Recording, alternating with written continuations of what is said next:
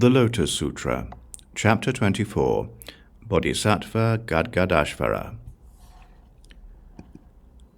Are they mindful of their parents? Do they respect Shramanas?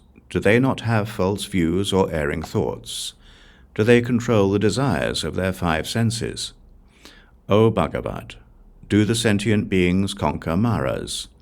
Has the Tathagata Prabhutaratna, sitting in the seven-jewel stupa long after his parinirvana, come here to hear the Dharma? Furthermore, he inquired of the Tathagata Prabhutaratna, saying, Are you at ease and without pain? O Bhagavat, will your life be long and endured with patience? I now wish to see the body of the Buddha Prabhutaratna. I entreat you, O Bhagavat, to manifest and show it to me.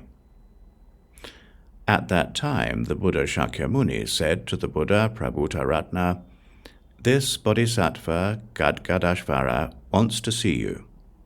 Then the Buddha Prabhutaratna addressed Gadgadashvara, saying, Splendid, splendid. You have paid homage to the Buddha Shakyamuni and heard the Lotus Sutra, and have come here in order to see Manjushri and others. Thereupon Bodhisattva Padmashri addressed the Buddha, saying, O Bhagavat, what roots of good merit has this Bodhisattva Gadgadashvara planted, and what merits has he practiced to attain these transcendent powers?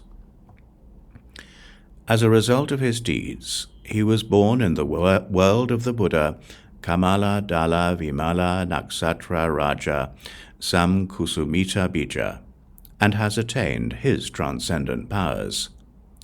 O Padmashri, what do you think about this? Is Bodhisattva Gadgadashvara, who paid homage to the Buddha Mega Dundu Bishvara Raja with music and jeweled vessels, someone unknown?